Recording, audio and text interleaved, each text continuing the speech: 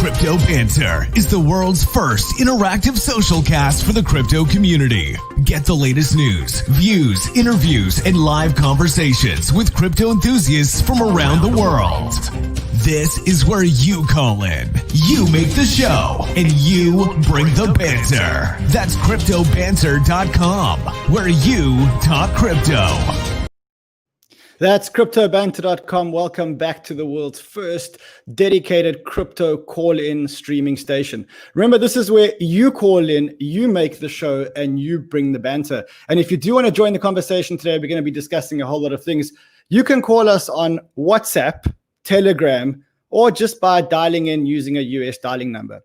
Save these numbers, guys. Join the conversation, call in. This is a station that's made so that you guys can get real-time, up-to-minute information from other crypto enthusiasts such as yourselves. So if you want to call in, go to www.cryptobanter.com. There you'll find a list of all our numbers. You'll also find a button that allows you to call in direct and remain anonymous, because we know how anonymity is important to the crypto community. If you want to call us on WhatsApp, call us on 1-646-732-4269. If you want to call us on Telegram, it's @CryptoBanter. And if you want to call us on a regular phone from the USA, the number is 1-646-809-5898. That's 1-646-809-5898. There are many ways to join the conversation. We need you to join the conversation, to make the news, to break the news right here on Crypto Banter. Tonight, we're talking about a whole lot of things. We're talking about the Bitcoin bull run. Why can't Bitcoin break 19,000? And if it does break 19,000, what happens next? We're also going to be talking about Ethereum, and Ethereum on a tear. Looks like it may hit all-time highs if it carries on going like this. It also seems to be full-blown alt season out there. If you've been watching the coins, you realize that the altcoins are pumping. Later on in the show, we've got Alex Mashinsky from the Celsius Network. Their token hitting $1 billion market cap, or almost hitting $1 billion market cap. This is your chance to call in and speak to Alex live right here on Crypto Banter. And we have two big trading names for you today, talking about what they're buying and what they're selling, why. And then we've got Kevin Rook, who is probably the best account on Twitter and the most underfollowed account on Twitter. He'll be talking about Bitcoin and who's holding Bitcoin and what's happening over there. Guys, reminder, again, call in today to speak to us. Call in. You guys make the show. You bring the banter. We need you guys to call in and break news right here. You can call in on WhatsApp. You can call in on Telegram. Or you can call in on a regular USA number.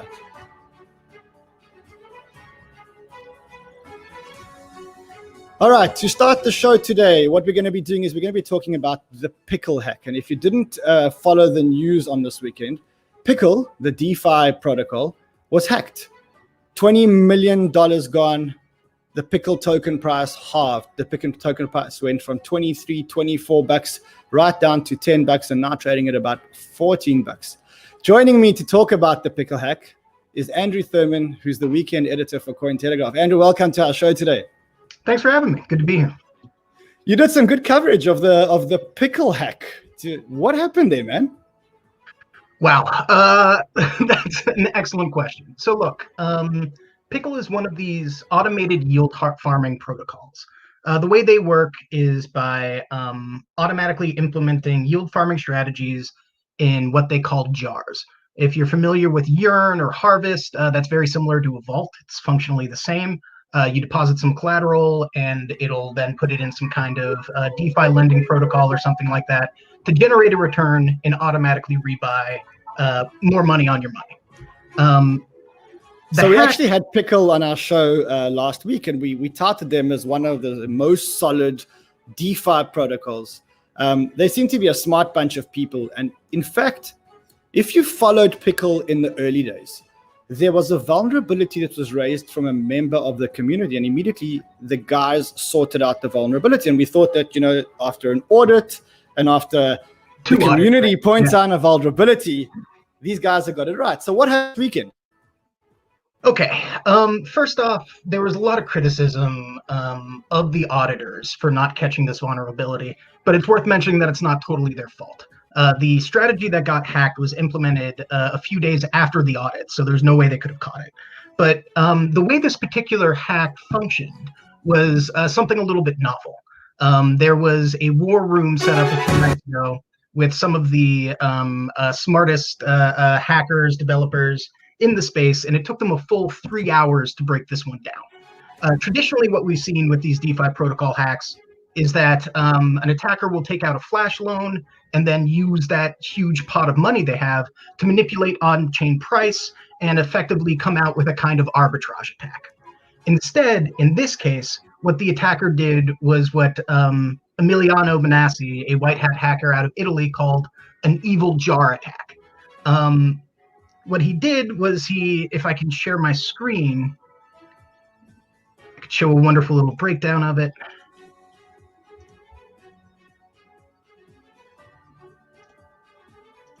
Go for it. We're waiting for you to share your screen. In the meantime, I'm just pointing out that you wrote an amazing article about it. It's called "Pick in a Pickle" as a swipe $20 million in evil jar exploit. And you wrote that on the weekend. It was amazing coverage of the pickle hack. That's right. So these guys got together, again, some of the best and brightest in the space, and it took them a full 3 hours to break down how this hack worked, what happened exactly. I think this picture really breaks it down. The way an evil jar works is the attacker creates a contract that is functionally very similar to the jar or the vault where people deposit their money. They sort of stick that into the withdrawal function, take all the money, and walk away. So it's a jar or a vault that's very similar to the one that contained funds, but he swaps them out and manages to make off with, in this case, $19 million. Simply swap jar for jar, and that's all it took. And no one noticed that the money was going into the wrong jar. I mean, it sounds like $20 million. You'd kind of notice if it was in the wrong contract or the wrong jar. It happened relatively fast, but some people did call attention to it within, a couple minutes after the attack. The Ethereum guys are very smart. If you've watched Twitter for these things in the past, when there have been flash loan attacks, you can tell when an attack is coming because somebody from Aave will point out, oh my goodness, somebody just borrowed, 30 million in DAI or whatever it is. So these guys caught it, but what made this one unique was this new attack vector, this new, it's not a flash loan attack like we saw from the Harvest hack, like we saw from the Value DeFi hack. It's this new form of a hack, and I think it demonstrates that there's still a lot of problems with the DeFi space. In this tweet, I was sort of poking fun at Banter, one of the developers over at Yearn. I think of these vaults, they're really remarkable, right? They're a genuine financial, it's something, it has the potential to form an entirely new financial vertical, and the importance of that shouldn't be overstated. I call it a money-making perpetual motion machine. It just makes money for you in this way that doesn't require intermediaries. It's really remarkable. But it's also but Andrew, bricks in a room full of cats. Okay, now let me ask you a question. How bad is this really for DeFi? And the reason why I'm asking is this is a young industry. And I think the only way that we're going to build an industry is if we have these attacks. And, the smartest people in the world will attack. And when they attack, we will never be vulnerable to the same attack again. Now, many people out there, many of the listeners and the viewers today are going to turn around and say, it's easy for you to say because you didn't lose any money. The truth is I'm a very big pickle holder in my personal capacity, and my investment halved. That bounce might be a relief for you, $10 up to 14, huh? Well, yeah, that's not much of a relief since the last batch that I bought was at 23.50 on Saturday. So because I thought if altcoin season's going to start, pickle's a great place to put your money. It's been at $40. Look, man, the hacker knew that you did it. That's why he went for it, right? Well, yeah, I have a theory that that he was going after me. But I mean, let's look at the bigger picture here. Yes, $20 million is gone. We don't know if it's going to be recovered. We don't know if it's going to be insured. We'll talk about that in a couple of seconds. Yeah. Is it really that bad, or are these growing pains for a new industry? I think for skeptics and outsiders, it really gives them fuel to be cynical, right? But at the end of the day, this isn't going to stop the developers from building. They're going to keep shipping really cool stuff. And like you say, every time something like this happens, they get stronger. Like I said, there was this war room with Emiliano, with folks from the Pickle team, with folks from the Urine team, with the really sort of the preeminent white hat hacker in the space, Sam Sun, and they all sort of got together to break this down and build everybody's protocol back better. I think that my personal theory, by the way, is that whoever executed this attack was probably in this midnight meeting with everybody. He might have been one of the people there, sort of watching everybody unpack it like Hannibal Lecter or something, having a good time as everybody watches his marvelous attack vector. Okay, no, what happens next? What happens next is that a new financial vertical is going to start getting a little bit more burn out of this. One of my colleagues, Turner Wright, also covered a decentralized insurance protocol. They don't call themselves insurance, but functionally they are, called Cover. And Yes. they're going to be voting to cover claimants who were affected by this attack. They offer these things called cover tokens. You buy a cover token, and then you can redeem it later on if the protocol approves it for a single DAI, one cover token to one DAI. And prior to this hack, there were 340,000 cover tokens outstanding. And so somebody's going to get paid back probably that full 340,000 amount. And I think that this is the way forward. Until these protocols can really sort of shore up their walls, really become a little bit stronger and more resilient to these attacks, we're going to keep seeing this. And the way to mitigate that and solve that is with more Jenga bricks, with DeFi insurance on top of decentralized finance. So are we saying that the 19 million or 20 million that was stolen wasn't really covered, but there are some people who were covered? Is that really what this cover insurance is about? That's right. The way cover insurance works is that if you're a DeFi user like you, and you deposited some DAI in this vault, you can then go buy this other token that will cover the money you have deposited against an attack. The guidelines specify that it's for flash loans that result in a material loss of fund from the smart contract or smart contract system, with funds either moved to another address or they're permanently irrecoverable, so on and so forth. So there are these tools already out there for people who want to sort of venture into this Wild West and start taking place in this new financial vertical, but also protect themselves. I think what we're going to start to see, though, is, like you say, these protocols are going to buy coverage for themselves. That's the next logical step for me. All the tools are there. And so it's just a question of which of these yield farms is going to be the first one to use some of its funds in reserve or some of the protocol fees that it generates to then subsequently buy insurance for itself. Well, doesn't it make sense that a percentage of every transaction or every deposit or something along those lines is dedicated to some kind of joint general insurance pool, and then everybody takes their bit from everybody gets covered? That way, the protocols will become safer protocols. Isn't that the logical next step? I think so. There's obvious historical precedent, right? Glass-Steagall took a small tax of every financial transaction and used that for a bailout fund, in the early 20th century. I think that DeFi, something it's building a remarkable machine, but it's doing so on what's proven time and time again to occasionally be shaky foundations. In order to, get a little bit more legitimacy and bring more people into the space, more circumspection about how you protect users is necessary. And buying these kinds of insurance policies makes a lot of sense. All right, so what happens now? I'm a pickle holder. I may or may not have had some DAI deposited into that jar. What happens next? You can still go buy some tokens. There's an interesting arbitrage trade, or at least there was yesterday, where the claim tokens are still being traded, I believe, on Balancer, and they only trade for 90 cents.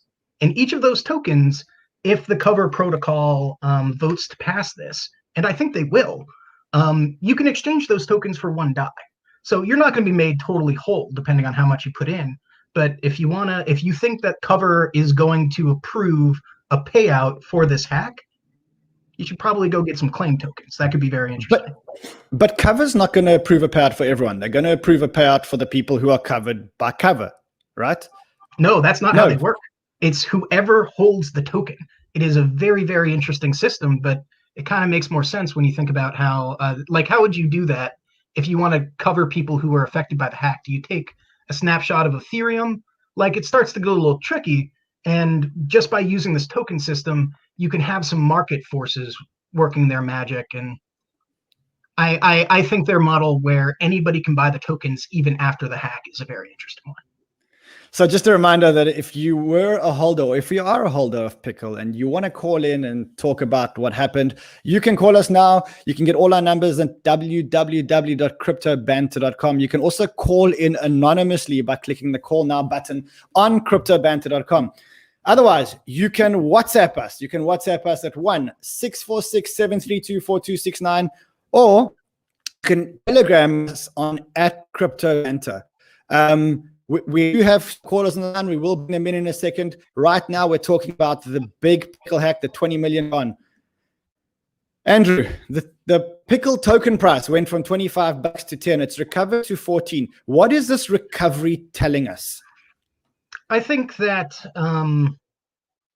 it obviously shows that market still has faith in the vertical in general and in this project in particular. Pickle, Cointelegraph previously reported that, especially after the Harvest hack, it was on its way to becoming one of the preeminent yield farming protocols. Even with its sort of goofy Rick and Morty inspired user interface, people were beginning to realize that this was a really technically sound team. Even, Yearn Finance, who I think are the folks who are arguably the biggest, most well-developed project in yield farming, and a couple other verticals that they're going into now. They had good things to say about Pickle. So I don't think it's going to take a while for total value locked to start creeping back up. This is not something you just bounce back from.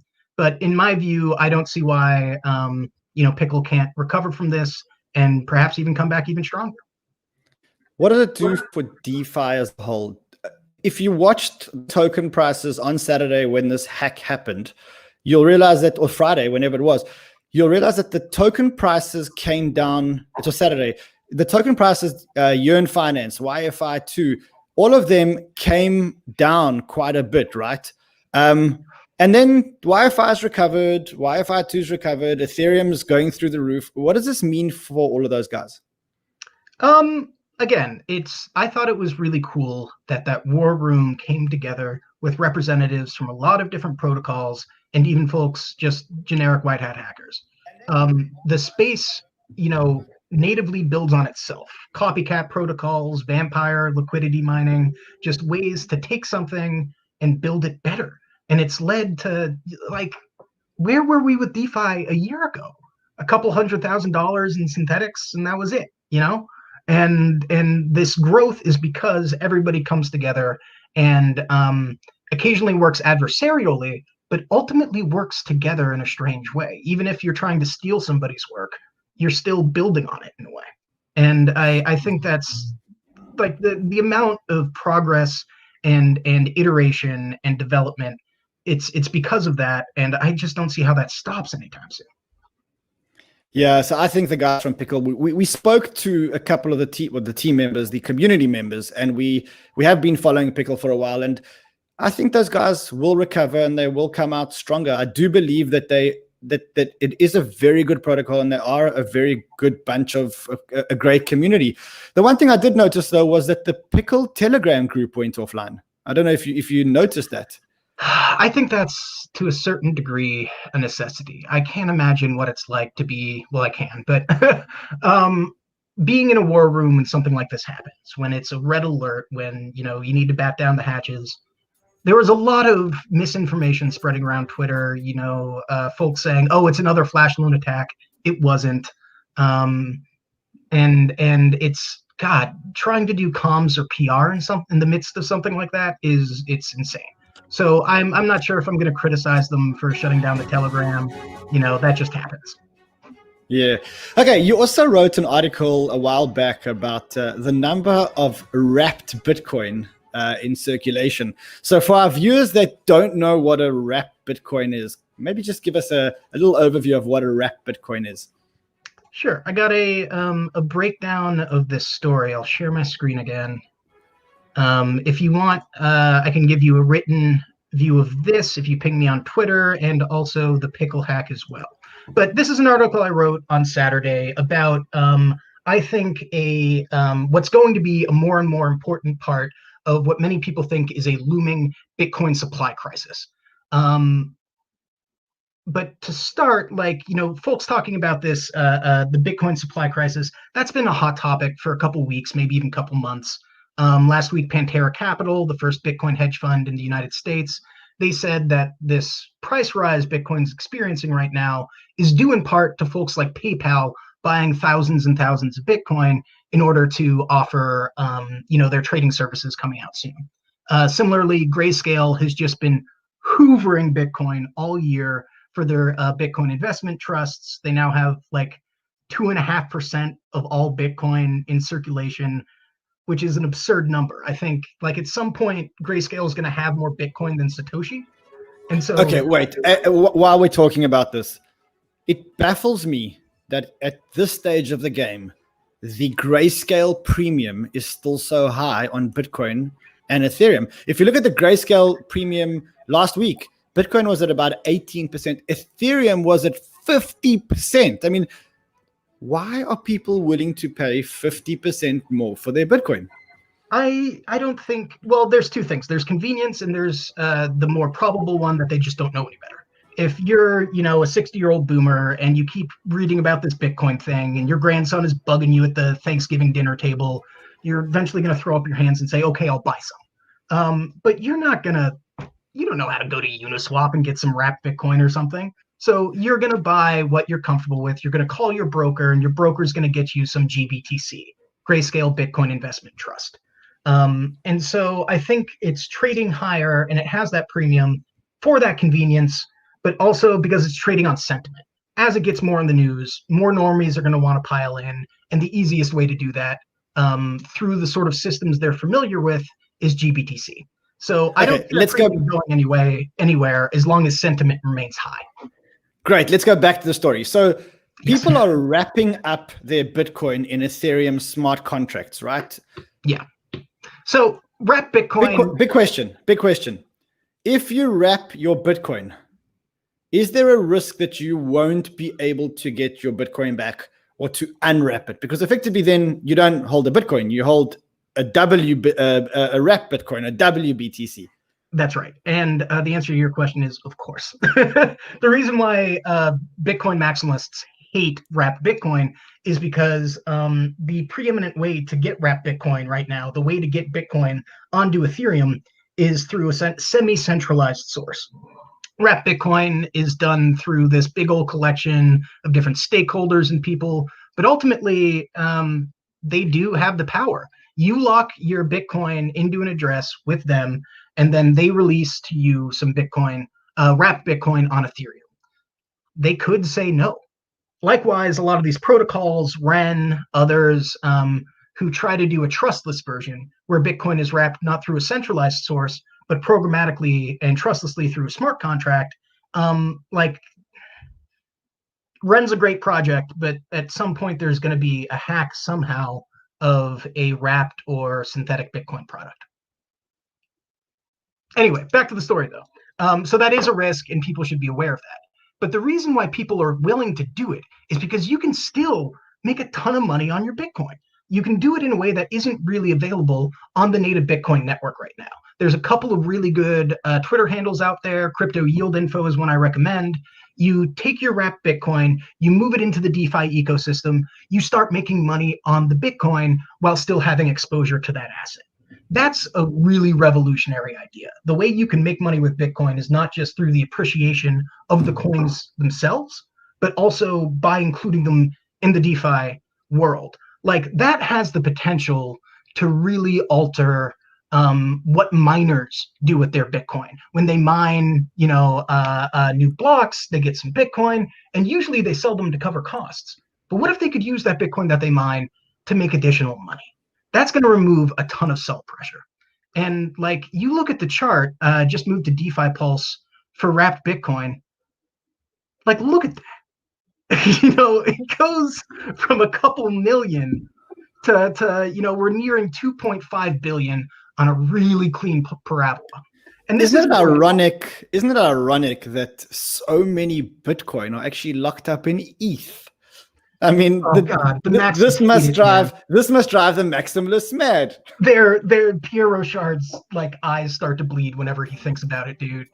He hates it, and the numbers are wild, and I don't think it's going to slow down anytime soon. Grayscale has 2.5 of the circulating Bitcoin supply right now. Wrapped Bitcoin accounts for 0.67% of the supply. It's my view that this isn't going to stop.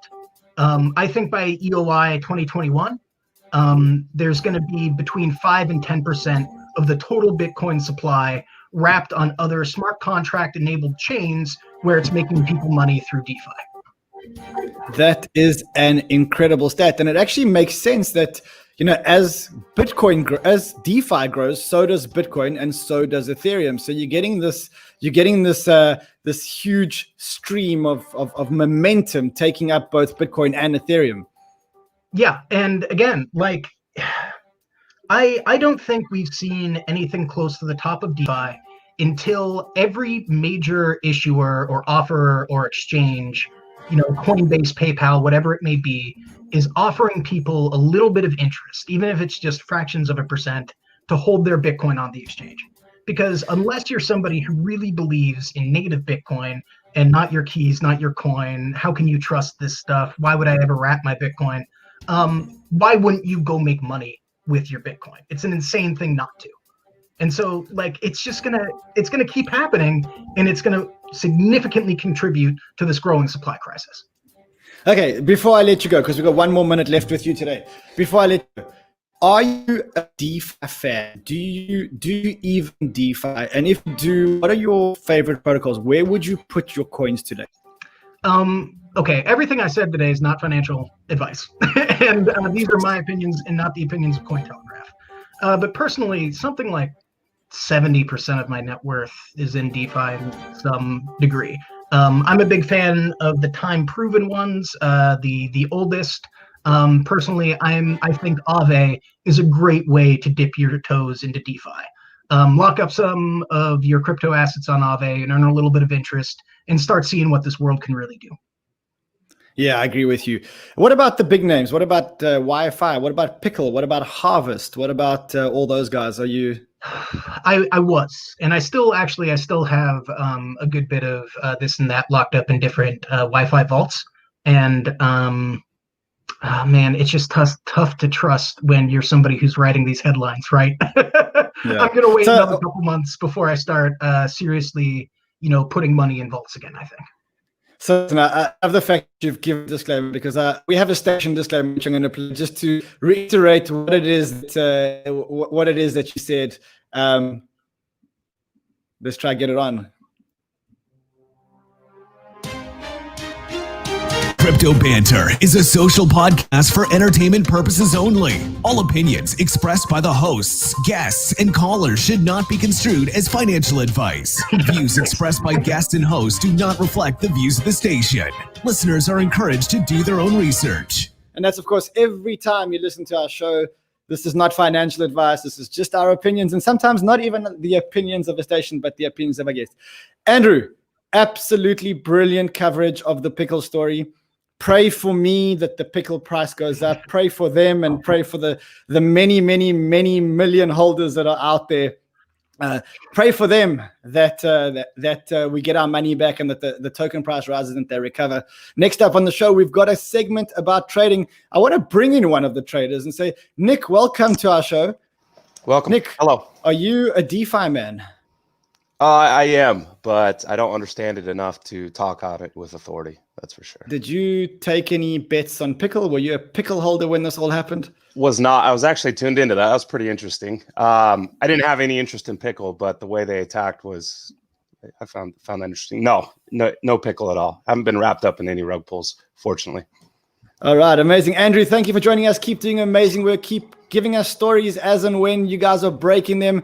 We'll chat to you soon. Nick, let's talk about trading, my friend. How is it going on the trading front, given that Bitcoin is breaking or nearing new highs? Yeah, I'm going to flip right over to share screen if that's all right, just so we can kind of talk about it. Where do you think it's going, man? Are we going to break this new high? Yes, absolutely. Why the trend is your friend more than ever, right? Let's just flip over to the weekly here. Keep it simple. Okay, let's look at the charts. When in doubt, look at the charts. Right, and when in doubt, the trend is your friend, right? So we're trending upwards towards that high. There's no reason why it shouldn't break the high yet. Can certainly change my mind, but so far, volume, the approach, all of it signals that we'll break the high instead of further lows. Okay, so before we break the high, are we going to get some kind of pullback? Good question. I don't think so. Not how people think. Let's just take a look at this monthly, right? We have a huge gap to be covering here. So downwards to like 12,000 is our support. But I think we make new support before then, somewhere around 17,000. But I think that comes after we break the high. Every day, Bitcoin itches up higher. So yesterday we broke this low, right? So trend is broken. We should probably go short. Wrong, in my opinion. This has happened a couple times on this whole approach up from 10,000, where we break the low, the next day we consolidate, and then we take off upwards. It's done it a couple times down here, here, here. And so today should be some consolidation and then breaking upwards by that pattern. So we have a caller on the line. He wants to talk about this. Edward, where are you calling from? Hello, Ran. I am calling from Canberra, Australia right now, even though I'm a New York attorney and fund manager. I've been stuck here for a few months, and it's been actually quite wonderful watching the charts all day in lockdown. There's nothing worse than lockdown or being stuck in New York. Trust me, I used to live there, and I ran away to Miami. Oh, yeah, fantastic. Miami is a great place to be right now. Edward, are we going to break the all-time high, or are we going to get a pullback first? To be fair, I think that we might see a little bit of grind in this level, but I am also quite bullish. As Nick mentioned, we do have upward trend, but I think most tellingly, there's quite a lot of short interest being opened at this level, and because we're seeing a lot of people, borrowing. And selling, they're sort of forced to rebuy very soon. If their sort of shorts don't come good, they're going to have to market buy at a higher price. It could sort of easily send it up, or when short thesis proves wrong, they're going to get validated, and so you might see a jump after that. But I think in sort of the near term, we'll see it sort of stay around the low 1800s. Maybe for a few days before we actually see a jump up.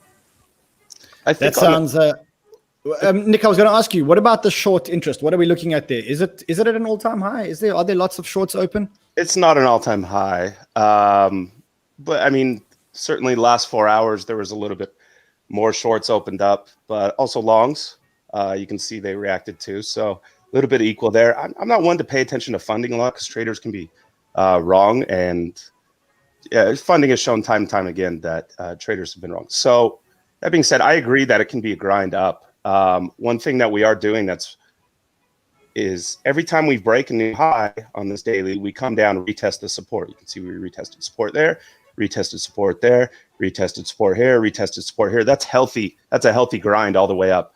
That's not like 2017 where we just kind of zoomed $1,000, then came crashing back down $1,000, back and forth with Darth candles. So yeah, it's a grind up, but it's been steady all the way through and still hasn't shown any kind of weakness.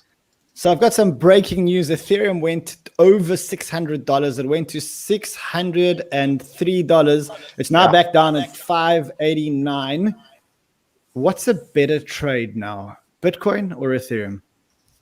I think you need to ask yourself what's the more certain trade, not the better trade. I think Ethereum's a different asset this time around. We had the ICO craze fueling a lot of buying of Ethereum. Ethereum's still going to perform. It's still going to rally up. But the uncertainty of it there is, how is DeFi going to do? How is it going to affect the price of Ethereum? I think Bitcoin has more of a certain future at this point. But as a trader or an investor, you definitely want to have a little bit of both. As far as Ethereum goes, I'm looking for a top near $1,000 here in the near future. We're rallying pretty hard. I think at that point we have a pullback. More likely it's like around 950 or so. But again, trend is our friend, and it's going. The way I see it, I mean, 660 on Ethereum is much more likely than 20, or will come sooner than 21,000 on Bitcoin. Would you say 660?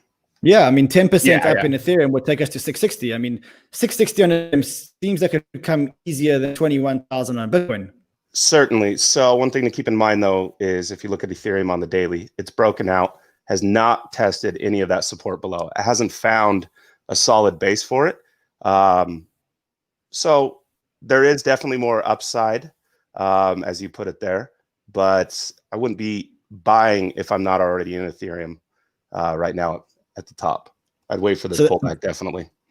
That is the Ethereum bounce. You notice that it's gone from $530 to $603 today, and it's just come back a little bit to about $589. There's no doubt that there's a lot of momentum behind Ethereum, and especially with all the DeFi tokens going crazy. Correct. Okay, so for our viewers, $10,000 to invest, is it Bitcoin or Ethereum? One bet, come on, put your money where your mouth is. As in they buy right now? They buy right now. Bitcoin. Yeah, you're buying a top on Ethereum. It just rallied up. That's great. You should have bought it at 500 or below, though. I'd be looking for a retest of 500 right now instead of buying, a top with $100 drawdown on it. So. You know what also baffled me is that XRP caught a bit of a rally this weekend. Finally, I mean, XRP has been. Yeah, it seems like the XRP army is much weaker than they used to be. We don't see them as much on Twitter anymore. Yeah, definitely. Didn't Tiffany Hayden get rid of all of her XRP too? I didn't hear that story, but that would be a great Maybe story. I'm wrong on that. I'm sorry if I'm wrong. She has me blocked, so I don't know for sure. But yeah, XRP definitely taken off, and there's money to be made there. But again, I'm not going to be the one to buy the top. If you get a retest down to like 35 cents or so, I'd definitely be a buyer right there. That's our daily support from the breakout down to 35, 30 cents. So if you're not already in it, that's where I'd be looking. If you are in it, congrats. Nice little run up. You're talking about 53 cents. I mean, let's take a look at this graph. If it'll just take a second to load. Let's look at this graph over the last 7 days. That is what the XRP graph looks like over the last 7 days. It's gone up from about 30 cents to 53 cents. Actually, I got some WhatsApps and SMSs today from people telling me or asking me what XRP is. And whenever those SMSs start to come through, I start to worry. Right. Yeah. Before I let you go, I'm going to bring in Adrian Bashuk. Now, for those of you who don't remember Adrian is my producer from CNBC, and he's now also helping us produce this show. He is trawling the social networks to see what's going on. Adrian, you've been out and about in the social networks. What's happening in Telegram? What's happening in Twitter? I mean, it's an interesting place. You got a lot of people who are bullish and are calling for all-time highs, but you got a lot of people and sentiment out there saying, throwing caution in the wind and wondering if this is a top and we're going to see a 20, 30% drawdown. There's a lot of talk like that. Nick, your thoughts on some of that talk? Yeah. So again, the trend is your friend. If they're referring to Bitcoin and Ethereum, like good luck trying to call tops, right? There's nothing indicating that we've topped. It's rallying just because we have a day or two of consolidation. Doesn't mean that there's a pullback. You call a top when there's a confirmed pullback, right? So you're not going to be able to snipe it. Anybody trying to snipe a top in this environment, long term, they're not going to make it. This is bullish and this rips hard. A lot of us here remember 2017 and how hard that ripped, and the number of times, including myself, try to call a top and it just doesn't happen. This is the beginning of it, so I'm not going to be the fool to do so. I'll wait till something confirms on the charts. Alrighty. We've got Brian. Brian, welcome to our show. Brian, what do you think, Bitcoin or Ethereum right now? I'm with Nick. I'm a little bit more on the Bitcoin side, but I am actually a little bit more cautiously optimistic. But I'm still a little bit bullish on BTC. Adrian, what's happening in the social airwaves today? Well, we can take a look over at Twitter. We'll just do a quick roundup here. Let me share this tab right here. So you go over to Twitter, and it's just interesting to scroll through. If you're on your phone, got hold or not. Has anyone ever fallen out of the Bitcoin rabbit hole after falling in? Mike Dudas from The Block talking about Nash receiving Link. The Winklevoss twins, I think it's always a bullish sign. Bitcoin is still 4% below its all-time high of 19,000 set 3 years ago. The bull run hasn't even started yet. David Nag, who's he works with family offices. Bitcoin community, let's give this guy a follow. You got some ads. Eric Voorhees, BTC Maxis used this statistic to demonstrate Bitcoin's superiority. ETH Maxis out there using the same statistic. Ryan John Adams saying Bitcoin is only down 8% from its all-time high. ETH 60% down from its all-time high. There's room to grow there. And then you check out some people talking about DeFi space. Give DeFi Dad a follow. He's always good to follow what's going on in DeFi. Bruce Fenton, the founder of the Satoshi Roundtable, always good to follow him. And then there's Ren Neuner and Nick. There you go, buddy. So yeah, that's just a quick roundup. I think it's always a good sentiment gauge to see what's going on in our YouTube brand. And if you look at our YouTube live, shout out to all those on Banter's YouTube. You had a lot of people at the beginning of the stream asking about XRP, because XRP hitting a high of 53 cents right now. I mean, we're talking lows of 22 cents just 6 weeks ago. So that's a big run. We got commenters. Adrian, can I make a suggestion? I'm not sure if the XRP army is still out there. I mean, I think they're gone. So if anybody out there is from the XRP army, can I ask you to call in to our show? You can call in on WhatsApp 1646-732-4269, on Telegram at Crypto Banter, or you can call in at 1646-809-5898. If you can't remember those numbers, go to www.cryptobanter.com. All the numbers are on there. Adrian, you wanted to take us through something that you made, having gone through the social networks this morning. Let's have a look. Welcome to the Social Sentiment, where we'll take a big macro view of crypto across social to see where the market's at and where we're going. We're going to check in with thought leaders, market movers, traders, and influencers daily to give you a wide swath of the market action, market influence, and market musings. Let's start off with the social headlines. Big question of the week: is the market topped out? Are we seeing signs of euphoria? Let's take a look. The macro. Everyone is citing institutional investment in crypto. Lots of retweets in the BlackRock CIO on CNBC's Squawk Box saying, quote, "Do I think crypto could replace gold to a large extent? Yeah, I do, because it's much more functional." That's big. Just look. Bully Esquire writing, 2017 was marked by scammy ICOs. 2020 is being driven by institutions. We have better tech, stronger communities, a much more favorable regulatory landscape.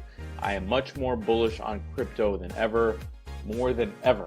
Causing Crypto Messiah-like tweets, I'm in disbelief. Enjoy the ride, everyone. Enjoy the ride. Shuju echoing, I am bullish all crypto blue chip assets. Again, enjoy the ride. Not so fast asking, as someone who's a Bitcoiner and a shitcoiner, am I allowed to participate with you in this imminent full send euphoria? And you know euphoria when all calls are being made.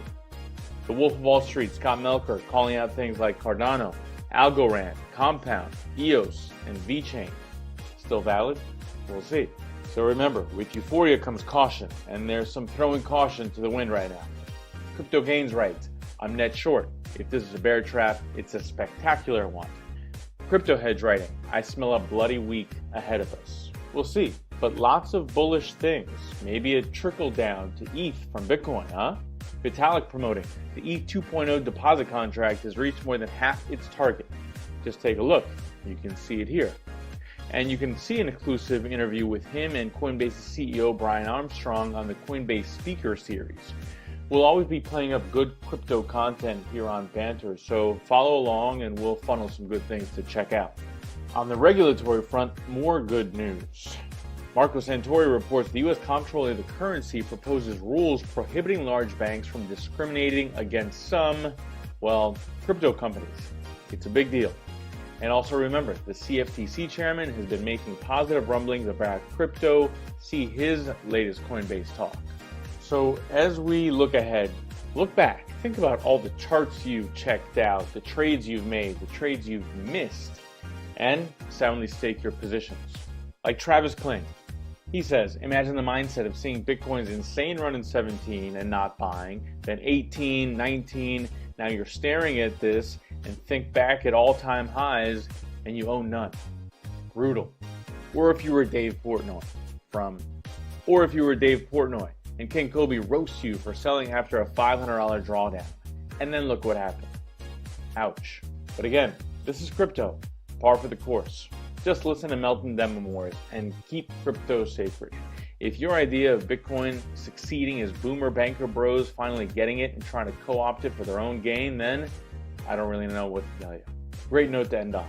Think about that. And that's the social sentiment. Moly, there's a lot going on out there today. Adrian, what a brilliant cover up in just a couple of minutes. We will chat to you later on in the show because we want to see what's going on in Telegram. Right now, though, I want to speak to Brian. Brian Swami, what are you trading at the moment? Right now, I'm BTC and ETH right now. I haven't really put anything else in my bags at the moment. Do you generally put other stuff in your bags? And is this just a time where you're putting in BTC and ETH, or is this normal for you? It's pretty normal. I'm old school. I've been doing this for a long time, so I kind of generally lean toward the most liquid assets. I don't dive into too much of the alts unless there's a really good technical setup, and then I'll jump in on it. Alrighty. So speaking of technical setups, what's happening on Bitcoin and what's happening on Ethereum? Yeah. Let me jump on a screen here, and I will. This is for me the most exciting part of the most exciting part of the show is when you guys pull out the charts, and I can get some insight as to what people are thinking. Yeah. Hopefully you can see my screen here. Let me share your screen. Oh, okay. Yeah, one thing I was when Nick brought up that he was bullish Bitcoin, I'm also bullish. But when I said I was basically cautiously optimistic, there was a reason for that. And I'm going to start with the timing chart here. This is a weekly on BTC USD. And one thing I was looking at was I wanted to look at the pattern that was happening last time back in 2014 and 15. When we hit this 61.8% level at 776, it kind of hit this point right here as a high, but then it broke to new highs right here. And this is the area that I'm really looking at, because once you break the 61.8% level, you kind of have this move up to the full retracement at 1100 or so. And then there was a 13-week period where it broke to a new high, then made a new high, and then corrected. So jumping to where we're at today, kind of the same deal. We had at 13.3, we kind of hit this, broke the 61.8% level. And really back here, when you look, it's the fourth week in is when we made a high. And we're in the fourth week, or basically we just ended the fourth week where there was a high. And I'm concerned that we might be able to see a little bit of a correction back at this point. So that's why I'm cautiously optimistic, but I'm still bullish because leaning toward on the hourly chart here, one thing that I do is I have a thing called threshold theory, and I look at different zones in RSI, and I use some other indicators to back it up. But the latest threshold that we're in on the hourly right here is we're still in this bearish zone. It tried to break out of the bearish zone just a little bit ago, but we're still bearish. So we're in this kind of what I would call liminal space. Basically, it's a threshold of either we're going to break to the downside or break to the upside. And right now, that's where I'm cautiously optimistic, because if we break this this 144 EMA on the hourly and this trend line and this breakout point right around this area around 18K, I think we could drop down pretty interesting. I think the minimum breakdown would probably be, you're probably looking at, if it broke down today, you're probably looking at about 16.5 as a breakdown. But keep in mind that every time this has been tested in here, we've been finding a lot of buying interest. So if that continues to hold, that's why I'm still thinking that we can hit all-time highs. So you think we're going to have an all-time high before we have a pullback, or the other way around? That's where it's a tough call. But right now, the way the hourly is setting up is as long as this support holds here at 18K, and it wicked down below this moving average. What I look for is 3 days or 3 periods. So this is an hourly. So if we get 3 hours close underneath this moving average, then I would want to be out of some positions, because then we'll break down. But for now, I'm going to hold on to my longs because I still think we're heading to the all-time high. So I'm staying long until this indicator tells me otherwise. Okay, now Bitcoin or Ethereum, which one would you put your money in first? Right now, I as long as you can put some protective stops in, I would be putting in I would be buying Bitcoin in this dip around 18K, and then of course stopping it on a tight stop, because I feel like we're still moving to the upside. Because even when you look at like a daily, one thing I looked at was you got this was basically a major resistance zone, and then we broke above it, and then we've retested it. So as long as we hold this zone, we're off to the races to the upside to make all-time high. So I like buying in here with some tight stops for Bitcoin. Ethereum, I do like Ethereum. But like what Nick was saying, I look at fibs, and when you get up into an extension zone in here between 537 and 563, it's kind of testing this area, and it's kind of getting up here testing resistance. So I don't know if I'd really want to buy ETH right now. I'd rather be buying on a dip back down toward 513 for ETH. So I'm leaning toward BTC as a buy, not so much ETH at the moment, but I do have $700 targets for a minimum on ETH. It just might not be right this second. We might get a little pullback first. So it sounds like you guys agree that the better buy now is Bitcoin. Ethereum looks like it's going to go back to 500, 513 before we get the breakout. But both of you are saying that we're well in the bull market, right? Yeah, actually, on that point, I'm going to share a screen real quick. This is a pretty simple strategy for investors and traders on Bitcoin. Just before you share your screen, I'm going to just remind our viewers that this is a call-in station. We need you guys to call in to make the conversation. If you want to call in, 646-732-4269 on WhatsApp. Save this number, 646-732-4269 on WhatsApp, or just go to Telegram and telegram us at Crypto Banter. If you want the numbers, if you want to watch the show, just go to the website. The website is www.banter.com. There's a call-in number that allows you to call in anonymously. Nick, back to you. So you want to share your screen with us? Yeah. So question is, are we in a bull market? Yeah, absolutely. And here's an easy strategy for those that struggle with the volatility because they're not traders on Bitcoin. So Ichimoku, it's like basically translates to a one-look equilibrium of the market. It's a series of moving averages, kind of gives you an understanding of where everything centers, where it all comes back to. Currently, right here, I'm just going to break down the Ichi real quick. You have your conversion line, your baseline, and your Kumo cloud. Price is trading above your conversion line, which is your trend line, meaning it's the fastest moving line, which is above your baseline. And we have a Kumo twist. Ichimoku doesn't really get any more bullish than this. How does that help? Well, it's these two little orange and pink lines. For those traders out there or investors, you can just put on Ichimoku on your chart, 20, 61, 20, 30, and get the same settings. Now, why does this matter? Well, if we look back to previous markets, we're approximately somewhere around there where that yellow circle is. Going upwards, if you notice from here forward, we've never crossed the base pink line with a close until the bear started. So if you follow this conversion line, the orange line and the pink line all the way up, right? Your orange line should typically be where you're buying the dip. You can see we had many opportunities, 1, 2, 3, 4. And then lastly, the fifth one was probably wrong. You'd have been wrong on that. But it's very simple to understand where the trend is going with this tool. And the trend is trending harder than it's ever trended. So yeah, use this as an example of where your invalidation is coming. Currently, right now, if we were to have a pullback back to it, it's at 14,000 even. Brian, do you agree with 14,000? You said 16. This is Ichimoku analysis. Hourly. Yeah, let me. This is Ichimoku analysis on the weekly. Yeah, let me show you something that'll kind of be in confluence with that. Yeah, there's certainly support below this, but if we're looking at this from a very basic understanding with Ichimoku, which most people need, that's where that would land. Yeah. One thing I do, and it's pretty simple technique. Way back here when we were at 6,700.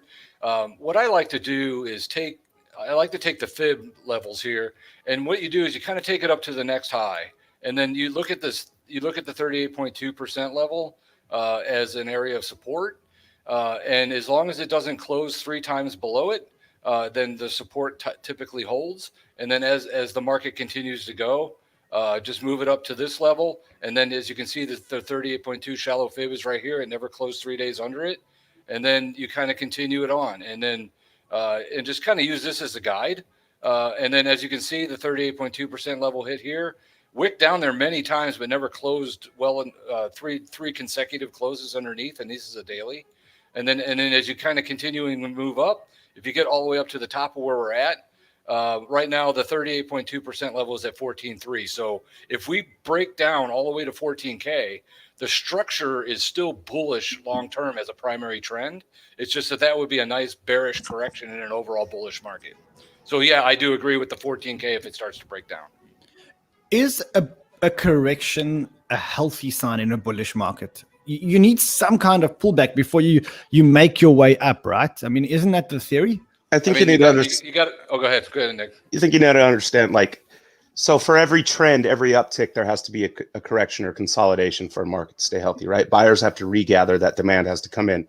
So if we're talking correction on, the entire bull run of the last market, obviously, it's healthy overall for Bitcoin, but nobody likes them. Short term, yeah, corrections are great. But I more look at them, especially when we get into these no man's land with Bitcoin and Ethereum, as retests of prior breakout areas. As long as we continually retest the breakout area and form support along there, that's the quintessential healthy market right there. Wow, absolutely interesting. Nick, are you still trading altcoins? Are you? I remember when we spoke back in the day, we spoke about altcoins. Are you trading altcoins? Yeah. As you know, I'm a technical trader, so I normally look at the charts, but a few that I am fundamentally bullish on are DOT, Solana, Serum. There's kind of a theme there. A few others that slipped to my mind, but I think there is some great alt projects out there compared to 2017. I think we're really seeing some legitimization finally come to the market, less vaporware than we had in 2017. I think DeFi is great.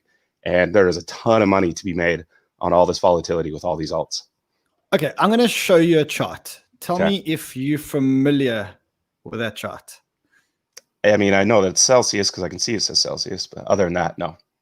Have you been watching this token? This token has had over a 6,000% return this year. Not only has it had over a 6,000% return this year, but the market cap of Celsius is nearing $1 billion. And just after the break, we've got Alex Mashinsky from Celsius joining us. We're going to talk about what Celsius is, why the token has done 6,000% return in such a short period of time, and whether or not this is a good time to be buying it. And I wonder if Alex will give us any insights. Nick, thank you so much for all your insights. We do need to get you on again as soon as possible, maybe even as soon as tomorrow, because we didn't even get to talk about the altcoins. For everyone else, we'll be back after the break, and we'll be talking about Celsius and whether the Celsius token has more upside, even though the market cap is nearing $1 billion. Stay tuned.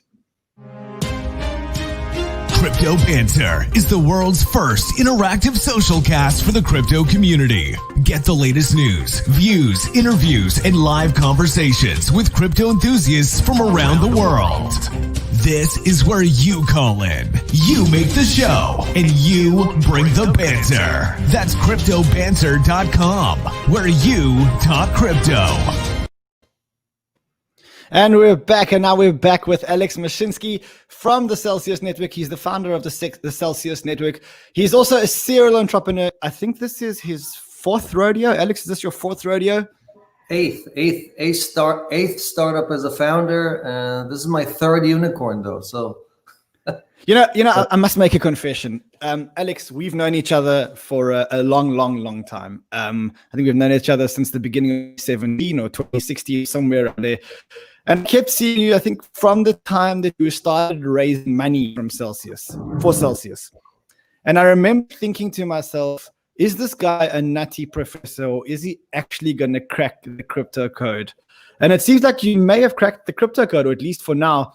If you look at the Celsius chart, and I mean, this is a token that just seems to go up and up and up. I mean, we're hitting almost $1 billion market cap. What's causing this market cap? What's causing all of this? So first, Ron, yes, we know each other for a long time. I congrats on the new setup. I love the new show.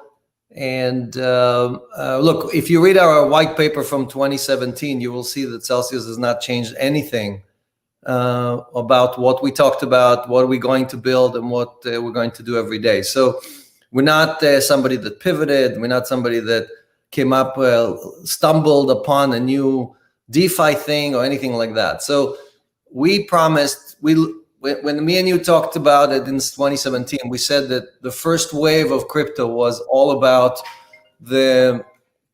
basically the store of value and doomsday insurance, which is Bitcoin. And that the second wave is going to be all about yield, right? And this was before DeFi and before all this other stuff, right? And Celsius was the first one to create this really simple process where you can just deposit a token or a coin and earn interest either in kind, right? Bitcoin on Bitcoin, Ethereum on Ethereum, or with a token, right? With the Cell token. So a year before Compound, a year and a half before Uniswap or Aave, Celsius invented this whole idea that you can earn high yield on your assets. Today we support 42 different coins and tokens. And really that is the opportunity. The opportunity is that because the banks and the central banks are doing so badly for 7 billion people on the planet, crypto has an opportunity to deliver that value and just steal all those customers. So that's all we're doing. Now there's over 100 companies that are copying us, but we have over $3.3 billion in assets under management. So there's only one company in crypto that is larger than Celsius, and that's Grayscale. And we've consistently, for the last 2.5 years, delivered more interest than anyone else to the average hodler. We paid over $100 million in interest to our community. Over 100 million paid out in Bitcoin, in Ethereum, in Litecoin, and so on and so on. So that's really the main reason why we have such a passionate community. Not everybody wants to do farming. Not everybody wants to do 100 trades and pay all those fees.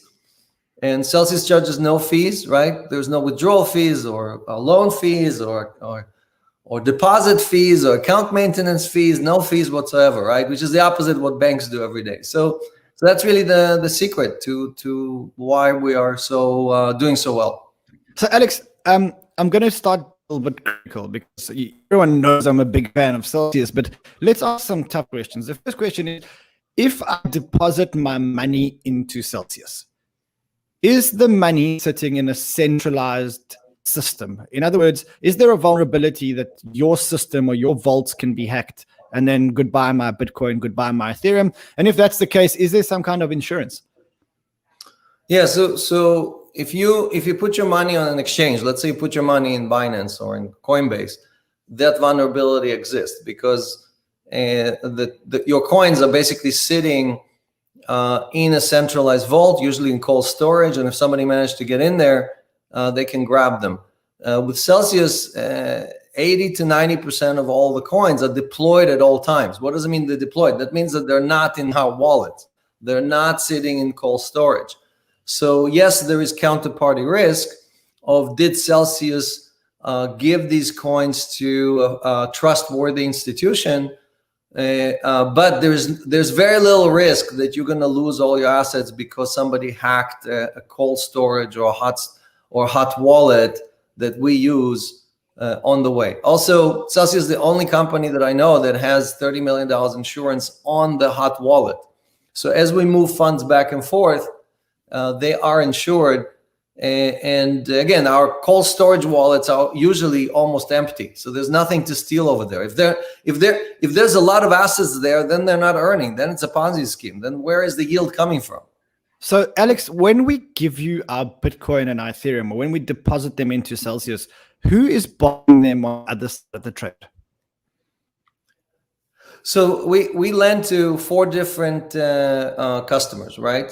We have basically our largest borrowers, which is about 60% of all the volumes, are institutions. So these would be very large people that mostly trade on the main exchanges, and they want to do either market making or arbitrage. Sometimes they short, but mostly it's used for market making and arbitrage. Sometimes they'll hedge the futures against the spot, things like that. That's 60% of all the lending. So over $1 billion right now is lent out to institutions. And the second most popular borrower are exchanges. So exchanges need coins to create market making or have liquidity at all times. And I would say 20% of our volume goes to exchanges. And we work with many different exchanges like Bitfinex, like Binance, like Coinbase, and so on. And the third category is DeFi. So we're a big player in DeFi. We have hundreds of millions of dollars. Even 10% of our assets on DeFi, that's $300 million on DeFi, right? So we're one of the larger players on DeFi. And when you say you have money on DeFi, tell us exactly what that means. Are you taking our Bitcoin, so to speak, or your deposits as Bitcoin, and then putting them on things like YFI and others? Or when you say you're a big player in the DeFi space, elaborate on that for us. Yeah, so just like we provide liquidity to institution or exchanges, we provide liquidity to DeFi projects, because DeFi projects also need to have enough liquidity. Otherwise, the fees are very high, and then transactions, borrowers or people who want to exchange coins don't want to make those exchanges because the slippage is too high or the fees are too high and so on. So what Celsius does is opportunistically, we don't do it all day long, but opportunistically, when we see high yields, normally yields that are higher than what we can get from institutions or exchanges, we will place some of the assets as a liquidity provider, as an LP, on, for example, Uniswap or on Compound or something like that. So these are things you can do yourself as well. But the beauty of what Celsius does is that we blend all those 3 sources together. And even when, for example, the rate on Uniswap may drop to 5%, you would still be earning, for example, 10% on your stable coins, because we have other sources of yield. So our job is really to blend the rate together from all the 4 different sources. And I'll get to the 4th one. I mentioned 3. And basically deliver to the user the highest yield with no fees, because when we move 10, 20, $30 million. So we pay the same $5 fee on Ethereum or on Bitcoin that you pay when you move $100 or $200. So for us, the gas fees are negligible, while for most people on DeFi, the gas fees sometimes will eat a third of all their income. So the 4th point of lending is that we have retail borrowers. These are people that gave us, let's say, 1 Bitcoin or 10 Ethereum or whatever, and they want half of that in stablecoin. So because they want to pay their credit card down, or they want to buy something, or they want to buy more Bitcoin, right? So we lend dollars at 1%, right? I mean, the easiest way to borrow dollars in crypto is on Celsius. Everybody's pre-approved, and you just click a button on the app and you get your stable coins instantly. And So there's no DeFi project or anyone else who's lending cheaper than Celsius, right? We have had the lowest rate for all of 2020. Okay, now if I want to give you my Bitcoin and lend US dollars against it, what's the loan to value ratio that you'll give me back? So normally it's either 50%, 33 or 25%. So the interest rate varies based on the LTV, the loan to value ratio. If you have gold assets like Pax Gold or Tether Gold, we'll go up to 70%. But normally our average is below 33%, meaning for every loan we issue, we have 3 times the collateral. So if we issued 100 million in loans, we have $300 million worth of collateral sitting behind it, which is again protection for the community to make sure that we can get these assets back, get these loans paid, get the interest paid, because the borrower has so much assets with us that it makes no sense for them to walk away from the loan. Okay. There's been a lot of criticism about why a lending protocol needs a token. And, you get these 2017 people, maximalists, let's call them, or not even maximalists, but people that are just against, should we call them shitcoins? And I'm not referring to Celsius as a shitcoin, because when a shitcoin hits a valuation of $1 billion, you can't call it a shitcoin anymore. But there are a lot of people who criticize why you have to have a token. So let's talk about what is it that the token actually does. Yeah, so first I agree with you that there's a lot of shitcoins. I'm not sitting here pretending like every project in crypto, every ERC20 is a great project. You and me both know that when the litter of ERC20 tokens was created in 2017, most of the projects were bad projects, and it was very difficult to figure out who's gonna do well and who's not. Now, if you watch what Celsius did, we did the opposite of what everybody else did. Everybody minted their tokens, immediately listed on the largest exchange, paid any fees possible, and dumped on the community.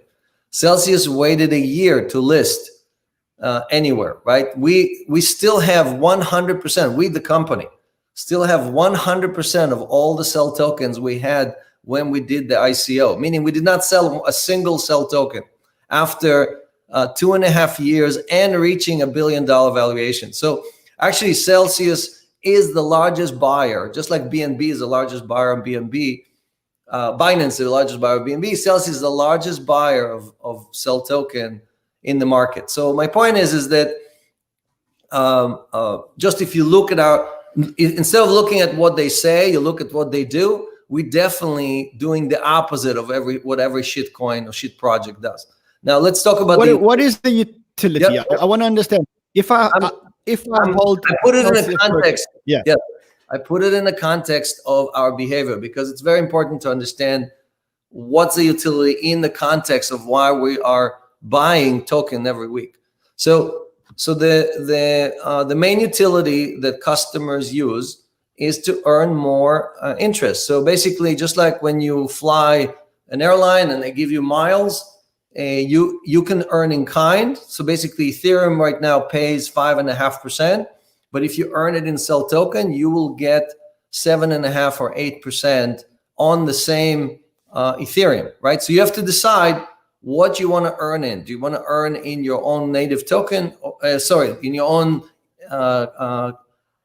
crypto, or do you want to earn in Cell token, right? So that's utility number one. When you take loans, you get up to 30% discount. So if you're loyal, take me one step back, because this sounds awfully similar to yield farming, where if you deposit Ethereum, you start to earn other tokens. Is that a way of? I mean, the interest that Celsius is earning, is that now going into Celsius's coffers and they're paying it out in Celsius tokens? So first, again, it doesn't sound like yield farming. Yield farming is a copy of Celsius, right? Celsius predates yield farming by over 1.5 years. So what Comp 2.0 did, or what Aave did, is basically say version 1.0 is not attractive. No one is using it. Let's copy the Celsius model. Let's sprinkle our token on top of the yields that we have. So if you deposit coins or tokens with compound, we're gonna give you comp token on top of it. So the Celsius doesn't earn its yield from loans originated by retail users on the platform, right? So comp, probably, I don't know, 70 or 80% of its volume comes from farming, like you said, people who just borrow it to get comp, or just borrowing something to get a uni, right? What Celsius does, again, it lends to institution. Now, when an institution borrows ETH from me, they pay me in ETH. So when my customer says, I don't want ETH, I want sell token, I have to take the ETH the institution paid me and buy sell token with it. That's all we do. We take the interest that is paid to the institution and we buy the sell token. Now, more than half of our community told us we don't want to be paid in kind. We want to be paid in sell token. So every week we go and spend, like last week, we spent $2.2 million buying assets for our depositors because they said, I don't want you to pay me in sell token. I don't want you to pay me in ETH. Give me sell token. And that's why the chart looks like this. I mean, that's why you got a 6,000% return on a market cap hitting almost $1 billion, because you guys are buying up your own token. We buying it on behalf of the community that earned it. But you have to understand, this is real yield that was paid to us by the institutions or by the exchanges, right? So it's not like, Alex, we've got a caller on the line who wants to ask you a question. Joe, you want to speak to Alex? You want to ask Alex a question? What's your question for Alex? Oh, can you hear me? Yeah, we can hear you. Welcome to the show, Joe. Oh, I'm sorry. It wasn't about Celsius. I was asking you about DigiByte when you talked about it before. So I apologize. Great. We'll talk about DigiByte in just a few minutes. Alex, back to you. So you're getting the yield from the institutions. You're taking this yield and you're using it to buy Celsius tokens from the community. You're not sending in. You're not liquidating treasury tokens. You're just buying on the open market. You guys are all holding your tokens. Right, and it's important to know that the sell token has limited supply, 695 million. We're not minting more, we're not mining, we're not increasing, even Bitcoin or Ethereum, right? I mean, they have inflation, they're increasing the volume of available coins every week or every month. That is not the case for Celsius. So you have limited supply, you have increasing demand, because we have more users who give us more assets. The more assets create more loans. More loans means more interest income. And every week, because we have more interest income, we have to buy more sell tokens. So it's a self-fulfilling prophecy. Again, it's very similar to Binance BNB, but it's even better because the lending and borrowing market is 100 times bigger than the exchange market, right? If you think of Binance as amazingly profitable business, I'm telling you that lending and borrowing is trillions of dollars, not billions of dollars. So we think that we're just at the beginning and that's why we're not selling any sell tokens, because we think they're underpriced. But our treasury right now is worth several $100 million. So the company has several $100 million worth of assets, plus over $100 million worth of cash. And we use all those assets. If something bad happens, we committed several times to basically use our own treasury to cover any losses. We've never had a hack. We've never had an institution that didn't pay us back. Never had a margin call that was not filled by the borrower. So we've done a very good job, including going through March 12th, where everybody else had huge problems or liquidations. Celsius had 0 institutional liquidations, 6 retail liquidations totaling less than $25,000. So, okay, Alex, we have another call. This time it's Tor. Tor is from the X Enigma, the secret protocol. Tor, welcome to our show. You live on air with me and Alex Mashinsky. What do you want to ask Alex? Hey, Alex, can you guys hear me all right? Yeah, we can hear you. Tor, how are you, my friend? Oh my gosh, I'm excellent. I really am. I had a relevant question to my interest, but I feel like Alex has a very particular perspective, which is a topic very near and dear to me, which is privacy. And since you do a lot with DeFi and elsewhere, and you have a lot of contact with institutions, I'm wondering, do you think that we're making any progress with solving the massive issues with privacy that we have with DeFi right now, where pretty much everything is traceable on chain, where there's the front running issues that we see on DEXs? How do you guys see this evolving? Does it give you pause? Does it give the institutions that you work with pause? What is it going to take to turn DeFi into $1 trillion, as you're saying, industry? So it's a great question. And on this question, I'm actually probably all by myself on the corner, because I don't believe that DeFi can stay anonymous or can survive without KYC, ML, and all that stuff. So if you look again at Celsius, one of the first thing we did was file with the SEC under Reg D. The second thing we did was file with FinCEN, right? And we've done KYC, ML on every user of Celsius. So I don't believe that 5 years from now, DeFi is going to have this anonymity or no KYC, because basically the regulators and the tax authorities are going to crack down on all of this, and they're going to, even though it's decentralized, they're going to find someone responsible and either shut it down or change what is happening today. Now, I'm not saying that's what I want. I'm not supporting centralization or love the authorities or the tax man. All I'm saying is that unfortunately we still live in these under these rules, and the longer DeFi ignores that, the higher the chances that they will just shut us down. So I think Celsius demonstrated that there is a legal way of doing all these things, right? We've never had a subpoena from the SEC. Obviously, they sued 70 different companies, right, that did ICOs. Celsius never had any issues with any regulator anywhere in the world because we stay compliant. So my point to DeFi is that it's great right now to get a lot of users. It's an excellent thing, what everybody's doing, no KYC, no AML. But I think sooner or later, we're going to face the same issue that you're seeing BitMEX and Binance and everybody else facing, where they have to basically force KYC, ML on everybody. Yeah, I think I agree that KYC, AML, especially when you're talking on such big numbers. I mean, if you look at the total locked value and in DeFi, and then you add Celsius plus, these are big numbers. And I think that, like we saw in 2019, 2 years after the 2017 run and the ICO boom, in 2019 the SEC started coming, and when they came, they were aggressive. And I think the same thing is going to happen, because here you're talking about taxes. Here you're talking about revenue for governments. And one thing we know about government, and particularly the US government, is that they will invest to make. They're very smart like that. They may not be very smart in some other departments, but they will invest in their tax authorities to make money. And I don't think they're going to let this DeFi boom, where people are collecting 3,000, 25,000, 60,000% APY, and not come and claim their taxes on that. It just doesn't make sense to me. Tora, what are your thoughts? I don't disagree. I think you answered a different question, which is why I don't disagree with your answer. You're answering the question of can DeFi survive and scale without KYC? I asked if it could scale without privacy, because the problem that I currently see is that we don't even have a choice for institutions. I agree that we're going to need methods with KYC. Like we're looking at integrating services like Wire and so on for these fiat on-ramps and off-ramps.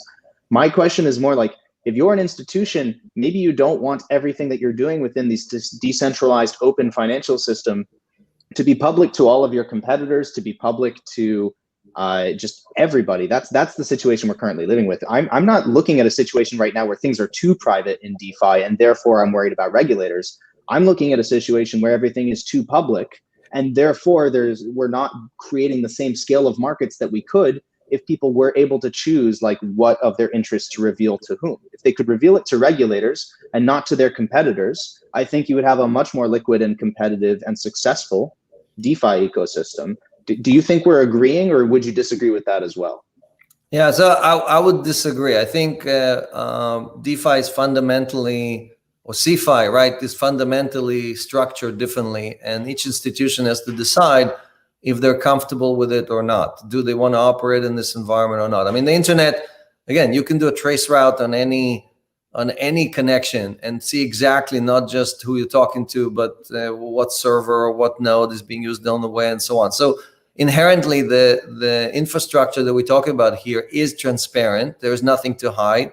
And layering or hiding stuff intentionally is just not the nature of DeFi or CeFi. So So I think, yes, a lot of the traditional Wall Street guys love to keep their stuff secret, but that's not what we're building. We're not building something for them. We're building something for the 7.5 billion people who can't get anything from the bank, cannot get anything from their investment advisor because they keep to themselves all this yield.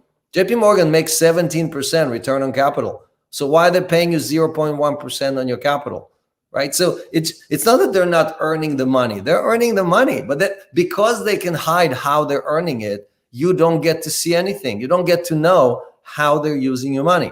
So that's why DeFi/CeFi is so much better, because if you give it to someone, you can see exactly what they're doing with your money. And you can start managing. So it does sound like this requires a full discussion around secrecy, and I think I know where you're coming from here. So we will bring you back, and we will have a full discussion around privacy and where it's required and where it's not required. That'll be at another time. I want to keep a discussion going with Alex, but Tor, thank you for calling in. Alex, back to you. So for people who are watching this show and saying, look, Celsius is not $1 billion market cap. The token is at over $2 a token. I mean, can we buy this thing? Like, is this, I mean, it's a token that's only gone up. In fact, I want to just show you one more thing. I want to show you this chart looks parabolic. It's as simple as that. Tell us what's happening in the company or what we can expect to justify these kind of valuations. So look, we announced just 6 months ago, we had just over $1 billion in assets. Like I said, now we have over $3 billion in assets, right? So it's not just that the token has gone up in value. The number of users more than doubled. The amount of deposits more than doubled.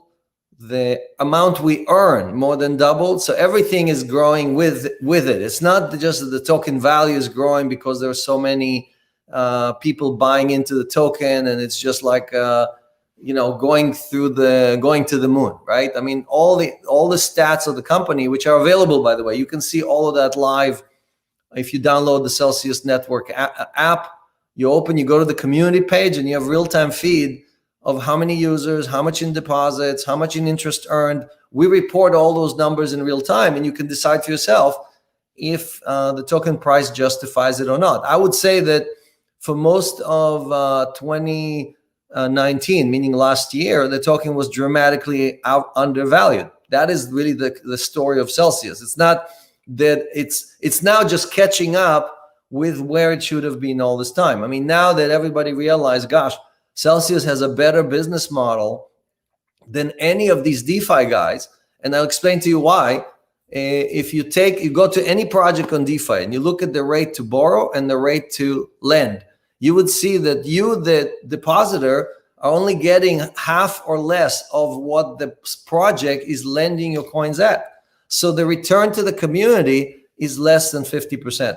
If you do the same thing with Celsius, since 2018, you will see that we always paid 80% or more of what we collect from the institutions, exchanges, or anyone else. And that's what no one has been able to copy. Not a single DeFi that tried to copy Celsius has been able to pay 80% to the community. And that's why the average rate that Celsius pays, and you can see the history of the rates we paid on Celsians.com, which is an independent site that's tracking everything we're doing. You will see that on average, we paid higher rates than anyone else in crypto. Alex, are you surprised that Tether is the third or fourth biggest coin by market cap today? Does that come as a surprise to you? Can we expect Tether to keep growing? Has that become the US dollar equivalent of the digital economy? Well, so first, full disclosure, Tether is an investor in Celsius. They are the largest investment they've done in their history is with Celsius. And we are great fans of Tether. I think that basically Tether is a very important component of the crypto community, because when people want to move in and out of different assets like Bitcoin or Ethereum, that is like the safe fiat-based base that they move. So when they want to sell Bitcoin, they go into Tether. or when they want to prepare a lot of funds because they want to buy Bitcoin, they go into Tether first and then they buy it on exchanges. So the amount of Tether issued tells you the velocity of money or the need, the acceleration through which the crypto community is going. Last year, I think Tether had something like 4 billion tokenized. Now it's something like, I think 17 billion. So obviously huge amount of inflows. And again, I know people are saying, well, Tether, they're minting these coins by themselves or these tokens. I can tell you, every time Celsius is trying to get Tether or USDT, we have to either buy it and give $1 for it, or we have to give collateral and borrow it, right? So there's no way to just create these things out of thin air. Is that the US dollar? Is Tether now the US dollar of the community of digital? I mean, I looked at their market cap the other day, and I'm going to check again now. It was absolutely mind-blowingly huge that they are 14 or 20 billion dollars in sitting in a US dollar Tether. Yeah, so they have I think 17 billion in assets, meaning people either gave them treasuries. 18.5 billion dollars is now sitting in Tether. Can we expect that number to get to 100 billion as institutions start coming into this game? So look, I think onshore institutions, meaning people in the United States or in Europe, mostly are going to use USDC or other regulated stable coins. They're not going to use Tether for a variety of reasons.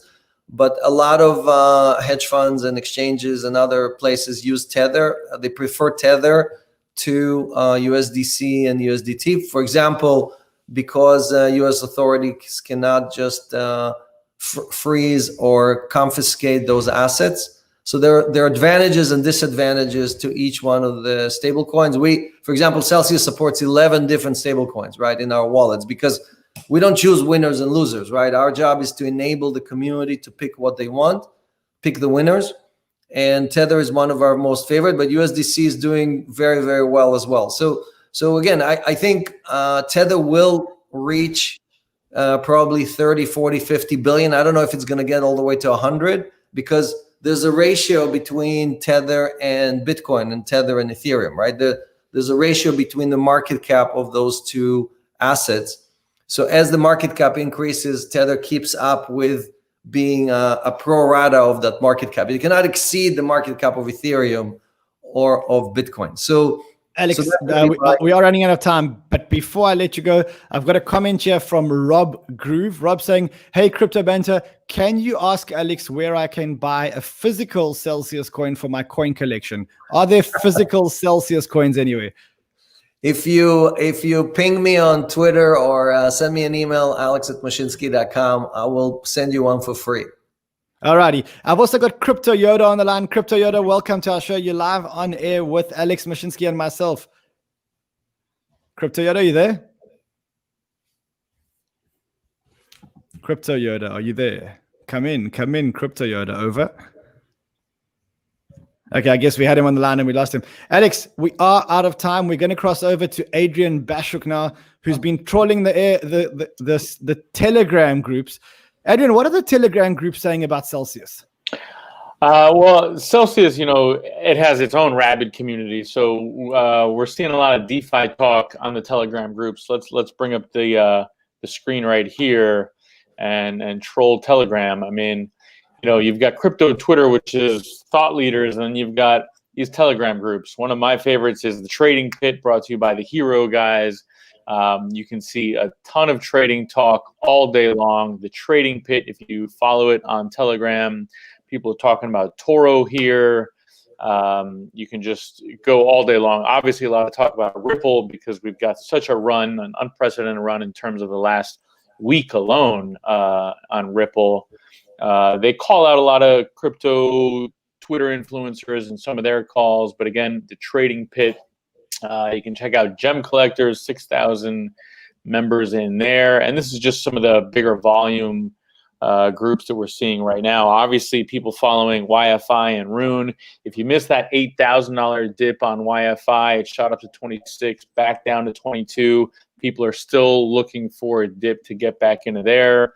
Dot and Rune. Dot, obviously, a lot of talk in Telegram about. So, Adrian, before you go on, let's let Alex Mashinsky go. Alex, thank you so much for your time. As we know, we are very, very big fans. We're going to keep watching Celsius go parabolic. And we'll check in with you again when Celsius breaks the $1 billion market cap. Thanks for having us. Thank you, Alex. All right, Adrian, back to you to take us through a little walk of what's happening on Telegram. Adrian, I want to know what the Telegram groups are saying. So I'm less interested in what the groups are, but what are the groups saying? What should we be buying? I know you're trolling all these Telegram groups all day long. What are they saying? I mean, they're bullish on an alt season coming. I'll tell you that much, because we can see where Bitcoin has made its run. Ethereum may pop off. Here's Wolf Crypto's group, which we had on Thursday. People are looking at alts and where to buy them. If you look at Orion, for example, it came up high, came down low, and we're looking for another run up. Ocean, there's these Ocean.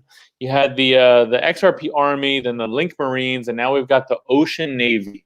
And people are looking at Ocean as a next link, basically. And we had a run prior in that DeFi run in August, September, up from 8 cents all the way to 62, came back down. It's hovering in the low 50s right now. People are looking at that. There's talk of Chromia. You're looking at a $12 million market cap. Chromia is another alt that's out there and people are looking at. Obviously, we're going to look at APYs, and people are wanting some of these DeFi that are giving the best APYs and yield farms. Any of you in the stream, comment on some of your best yield farms and some of your best plays that you're looking at and seeing some of the best returns on, because that's just another revenue source in this crypto industry, right? GMAC Crypto, that's another Telegram group that definitely gets some traction. They're talking about YFL. That was it came way down, and YF Link it's coming back up. Octo, I see a lot of mentions of Octo on Telegram as well. Rant. Is there a big DigiByte community? Because if I look at our chat, DigiByte seems to be flavor of the week. They were also a big flavor of the month in 2017. Is there a big DigiByte community out there?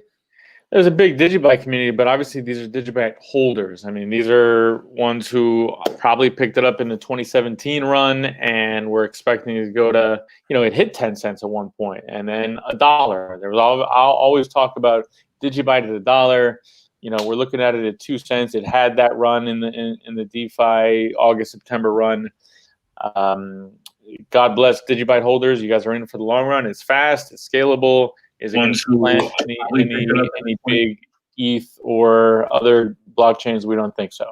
You've got Yoda, we've got Crypto Yoda on the line. He wanted to talk about DigiByte. Yoda, tell us what's going on. Oh, he put down the phone. Alrighty. Adrian, I don't know if in your escapades on Twitter you came across an account called Kevin Rook. Kevin Rook has the most valuable Twitter account I've ever encountered. He's underfollowed. I don't know how many followers he has. Kevin, how many followers have you got at the moment?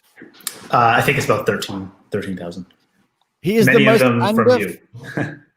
He is the most underfollowed analyst on Twitter. This guy does real analysis, backed by the numbers, backed by the facts.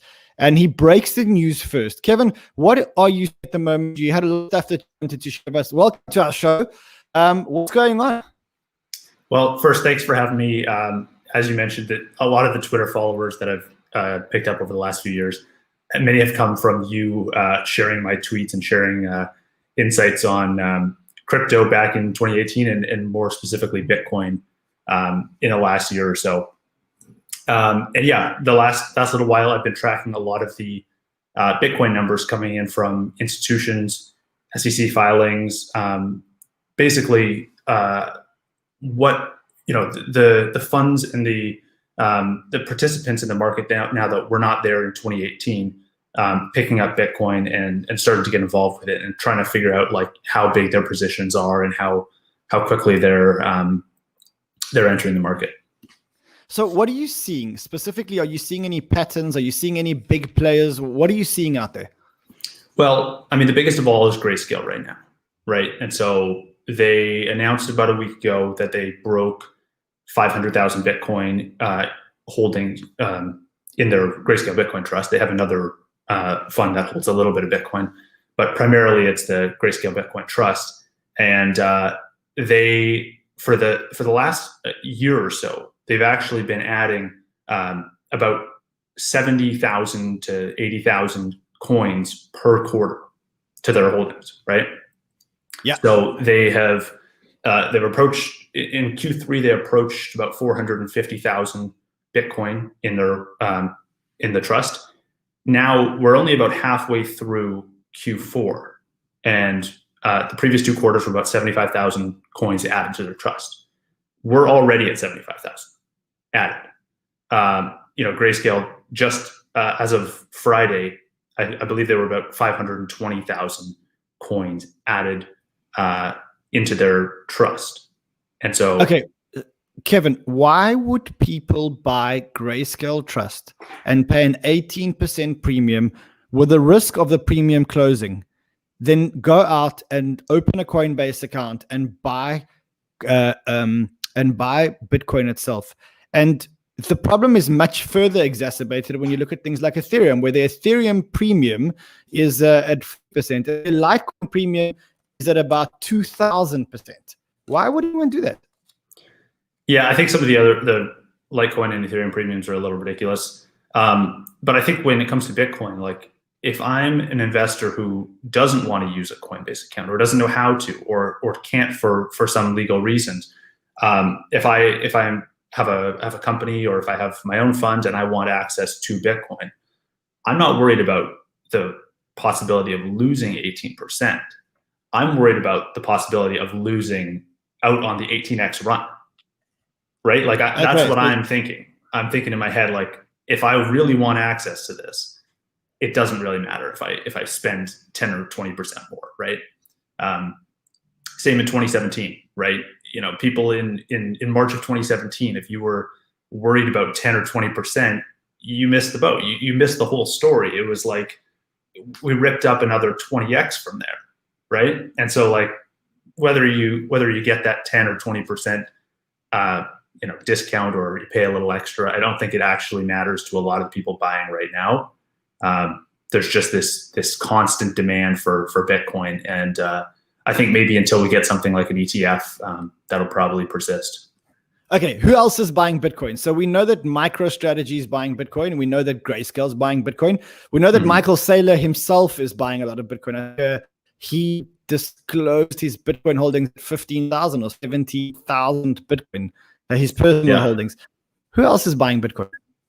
So we have a few other funds. CoinShares is another big one in Europe, and they've got holdings around 60,000 Bitcoin. That's been relatively flat. It hasn't grown nearly as much as Grayscale's have. But you've also got 3IQ in Canada, which is a newer Bitcoin fund launched in April. And right now they have about 13,000 Bitcoin in their holdings. They also just recently, I believe last week, they did a new raise that picked up another 3,000 coins. There's a number of these funds starting to launch too. Like Galaxy Digital has one, the Bitcoin fund. They just filed their prospectus with the SEC today, or they filed an amendment today. And Galaxy is going to have a public fund in Canada, similar to the Bitcoin fund. Again, it's just a closed-end fund, one-to-one backed by Bitcoin. These kind of new funds are coming out of everywhere, right? There's the market, the demand is not met yet, right? So kudos to Novogratz and the Galaxy team for capitalizing on that. I think it'll be successful. I think Canada will have a few funds. I think the US will have a few funds, and eventually we'll get a big ETF approved in the US, and I think then we'll see a real run. Now, when the ETF comes, are these trusts and funds worthless? I mean, or does the premium go to zero immediately? I don't think it goes to zero immediately. I don't know exactly what would be required though. Like depending on how the ETF is structured, there may be still entities that can only access one or the other. If anyone can access this ETF and it's readily available, yeah, I think the premium drops over time. But again, like there's so much of it is dependent on who has access to what, right? We still have very few participants in the market who have access whenever they want to buy and sell Bitcoin. It's just not as easy as it is to buy and sell stocks. Kevin, are you only looking at Bitcoin? Or are you looking at a whole lot of other things as well? Are you looking at Ethereum? Are you watching the Ethereum market? Are you looking at the buyers there? Not really. And the reason is I look at 2013, 2017, and 2020 as these market cycles, right? The first market cycle, 2013, I wasn't even involved at this point. This was like a subset of tech-savvy retail investors, right? It hardly got any attention from institutions and large funds. 2017 got a bit more attention. It became this like cultural moment where Bitcoin was the talk of the town for a few weeks. Everyone in retail got involved. A bunch of high net worth individuals, smaller funds got involved, but a lot of that was speculative in nature, right? We were all wondering, what is Bitcoin actually for? Why do I need this? There was no compelling reason to hold it exactly at that time. And while this was happening, we also had contentious hard forks, right? We had Bitcoin Cash, we had Bitcoin SV, we had a bunch of ICOs claiming to have created a better Bitcoin. And so there was a lot of confusion happening. I think that led to a lot more trading versus holding. And now we have 2020 where we have this theme of central banks printing a lot of money. And there is a need for something like a Bitcoin. And it has continued to show its resilience and its dominance over the last 10 years. And now we're starting to see larger pools of capital flow into Bitcoin, but not into any other currencies. Like there's just no precedent for any public company or large fund saying they want Ripple. They don't right now. And so I tend to think that even if we start to see like the little 10, 20% price jumps here and there, and I don't actually think they're very meaningful. I think that's a lot of noise. And the reason is because in some of these communities, these altcoin communities, I think it's still a lot of the same traders from 2017 sloshing money around between themselves. I don't think they've introduced a new scale of investment. There's no additional capital pool that can meaningfully change the price. Whereas when you look at something like Bitcoin, you have funds that are billions of dollars, and they're looking to allocate single-digit percentages of their fund, which is tens or hundreds of millions of dollars, into an asset that's only a couple $100 billion, right? So that one individual fund can cause a meaningful shift in Bitcoin's value and its price. So, Kevin, we've got a call online. His name is Jason. Jason, welcome to the show. You got some comments for us around Bitcoin? Yeah, actually, it's really more Ethereum. I hope that's okay. Go for it. Okay. We're all ears. Awesome. My question is this, and kind of piggybacks off the DeFi situation. Ethereum, I think ETH and ETC is really different due to the hard cap and the mutability. So with that said is, why are we locking up ETH? It's probably works well now, but when ETH, if it does ever reaches, I don't know, 10,000 or something, and then we have a big whale come in and really, sell off a lot of ETH, could that easily cause a black swan event? And if that's the case, doesn't that really devastate DeFi projects? Because I can just see that really like diluting the system and making the system really fall apart and make people turn away from crypto. Do you all not see that happening? Kevin, any comments on that? Not on the technical front. I'm a little bit removed from that side of things, but my position on Ethereum is that I think it's a little bit unrealistic right now to be thinking of these, 1,000 to 10,000 price targets. I don't know that I've seen enough interest from institutions and large pools of capital that kind of justify these numbers. Maybe it could get back to where it was in 2017, but like I don't see 10,000 being a so I'm going to challenge price. You on that. Sure. I'm going to challenge you on that. And I think the reason why I'm going to challenge you is because when I look at Ethereum, for me, let's look at Bitcoin and Ethereum. You've got Bitcoin, which is the money store of value blockchain. It works. It has the network effect already. It's got the wallets, it's got the users, it's got the custodians. It has become the mother, and I think that Bitcoin cannot be stopped. Ethereum is now where, in my mind, where Bitcoin was in 2017, where it's starting to work. So, if you remember the discussions in 2017, Bitcoin worked, but it was too slow. The blocks took a long time to go through. Your transactions used to take a day. This is where Ethereum is today. If you don't pay the extra gas, you could be hit with very high gas fees. Yeah, it could take a long time for your transaction to go through. But a lot of people are building on Ethereum. And specifically, the investment in DeFi has gone into the Ethereum community.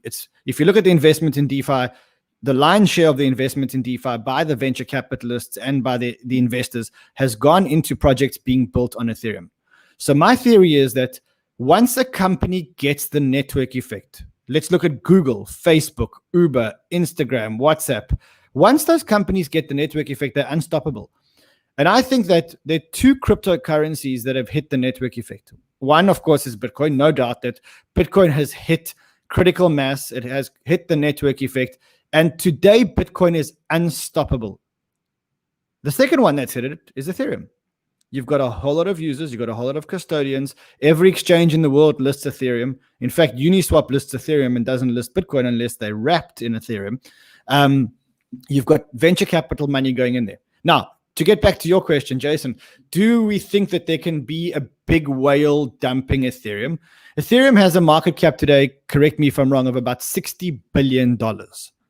How many people are big enough to dump a whole lot of coins into Ethereum? And when I say dump a whole lot of coins that will do permanent damage.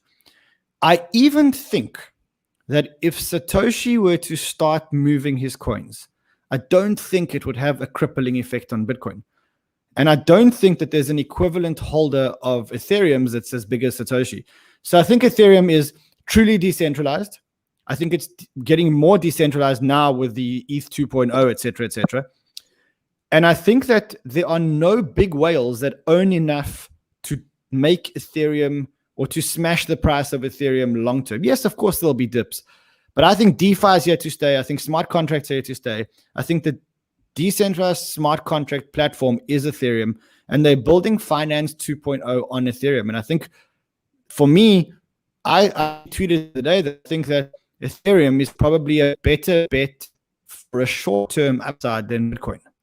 I think Bitcoin is king, and I think what Bitcoin has achieved is amazing. I think Bitcoin is further down the line than Ethereum, and probably more upside in Ethereum at the moment. I may be wrong, but that's my perspective. Jason, does that answer your question? It does, and I would agree with that in that sense. But I would think ETC is a better investment than ETH in the long run, due to it having a cap and due to it being immutable. Because here's the thing: I think that we should be really focused on getting better coders than focus on mutability. Because the fact is, we can all say, okay, we're going to open a lemonade stand, we're going to sell lemonade.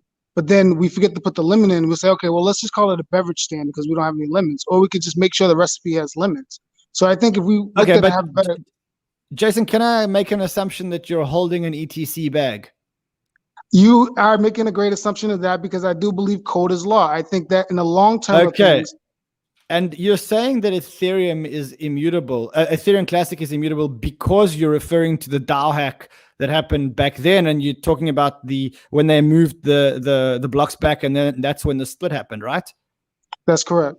Okay, but the community and the mining community was much smaller, and the level of decentralization that we have today, 3 years later or 4 years later, I don't know my dates, is much bigger. And I think today, if the same thing happened today, there's no way that Ethereum would take its blocks back. I think the reason why Ethereum Classic isn't running is because they don't have a community. They don't have the venture capital investments. They don't have the developers.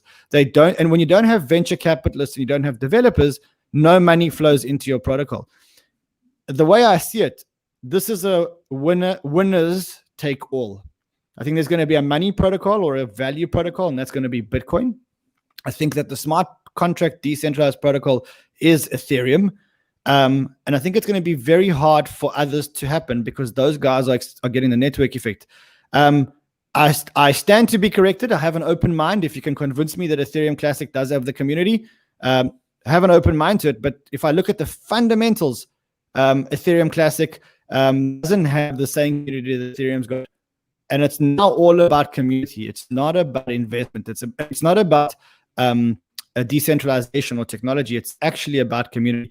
Jay, I'm going to take off the line because we've got a few more minutes and I want to wrap up with Kevin. Kevin, let's go back to it. We had people talking their bags, but here we are back to it. So what do you think is the most exciting thing that's happened to Bitcoin? You know, we had the PayPal news. We had some other, we had PayPal, we have Grayscale. We have all this amazing stuff happening around Bitcoin. We have the guy from BlackRock coming out and saying it's better than gold. What do you think is the fundamental or the biggest piece of news that we've heard on Bitcoin? Well, I think one big one, it actually happened last week. I saw a piece from Zero Hedge, I think. They mentioned that for maybe the first time ever or in recent history, gold ETF saw a huge outflow at the same time that Bitcoin funds saw a huge inflow of capital. And I think this is the first time that we're seeing billionaires, we're seeing hedge fund managers, we're seeing corporations start to acknowledge Bitcoin as a store of value that is on the same level as gold. Like, we're starting to consider them in the same conversation. And outside of our crypto Twitter circle, this is happening on CNBC, right? This is happening all over the place. This is like, everyone is talking about how Bitcoin is a digital version of gold now. And that was not a given in 2017. And I think now people are recognizing it as almost a fact. And so I think that's a big step forward.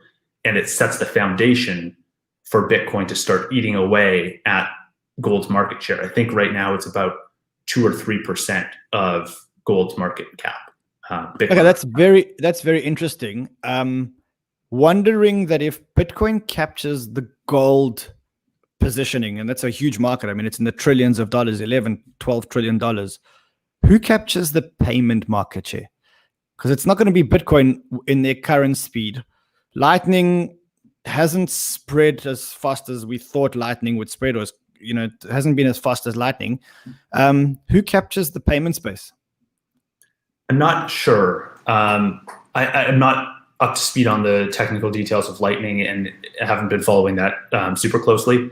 But we are starting to see central banks get motivated to create digital currencies of their own. We had Libra come out last year and it hasn't launched yet, but I think it's still going to launch. And so you start to see there's a lot of different participants who are vying for the ability to send money back and forth on their networks, whether it is Libra or whether it's a central bank digital currency. I think these are all going to coexist. I think they're, Bitcoin's going to have its place, and central banks are going to try and take everyone using cash to their digital form.